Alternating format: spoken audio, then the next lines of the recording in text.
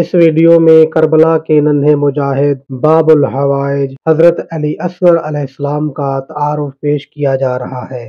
نسب: اگر بات کی جائے آپ کے والدین کی تو آپ والد کی جانب سے سید الشہداء حضرت امام حسین علیہ السلام کے فرزند ہیں اور ماں کی جانب سے جناب رباب سلام اللہ علیہ کے لخت جگر ہیں۔ آپ کا پورا نام رباب بنت امراء القیس بن عدی ہے۔ آپ امام حسین علیہ السلام کی زوجہ اور بی بی سکینہ سلام اللہ علیہ اور حضرت علی اصغر علیہ السلام کی مادر گرامی ہیں۔ آپ کو اہل علم اور اہل فصاحت و بلاغت کہا گیا ہے۔ آپ واقع کربلا میں موجود تھیں اور اسیروں کے ہمراہ شام کا سفر بھی کیا۔ آپ کی وفات عاشوراء کے بعد ہوئی اور اس کی وجہ شدید مصائب ہیں۔ سید محسن امین نے کتاب الاغانی سے ہشام کلبی کا قول نقل کیا ہے کہ جناب رباب عورتوں میں فضیلت، خوبصورتی، ادب اور عقل کے لحاظ سے بہترین اور برترین تھیں۔ نام: اہل تشیع اور اہل سنت کی قدیمی منابع کے مطابق آپ کا نام عبداللہ ہے،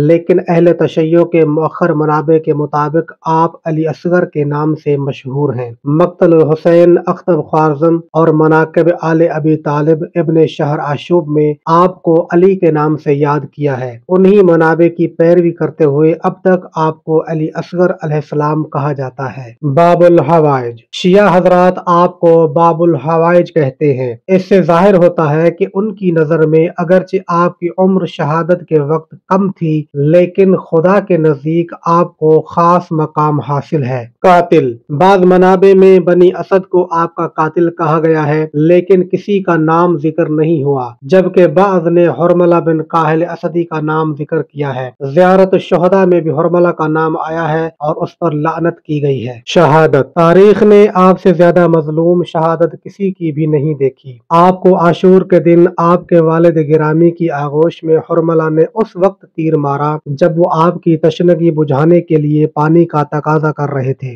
جب تیر لگا تو امام حسین علیہ السلام نے گریہ کرتے ہوئے فرمایا، پروردگارا تو خود ہمارے اور اس قوم کے درمیان فیصلہ کر جنہوں نے ہمیں دعوت دے کر بلایا تاکہ ہماری مدد کریں لیکن اب ہمیں قتل کر رہے ہیں۔ پھر امام حسین علیہ السلام نے اپنے فرزند کے گلے پر ہاتھ رکھا اور آپ کا ہاتھ خون سے بھر گیا اور اس خون کو آسمان کی جانب پھینکا اور فرمایا، جو چیز ان سب سختیوں اور مشکلوں کو میرے لیے آسان کرتی ہے وہ یہ ہے کہ ہم سب اللہ کے محضر میں ہیں۔ امام محمد باقر علیہ السلام فرماتے ہیں کہ اس خون سے ایک قطرہ بھی زمین پر واپس نہ پلٹا۔ دیکھتے ہی دیکھتے ننھی سی جان ملکوت اعلیٰ کی طرف پرواز کر گئی۔ مظلوم امام علی اصغر کے بے جان جسم کو لے کر خیمے کی جانب گئے اور ان کے معصوم سے جسد کو خیمہ گاہ کے نزدیک قبر کھود کر سپرد خاک کر دیا۔ زیارت نامہ: زیارت ناحیہ میں آپ پر ان الفاظ کے ساتھ سلام بھیجا گیا ہے: السلام علی الرضیع الصغیر، سلام ہو اس چھوٹے شیرخوار پر۔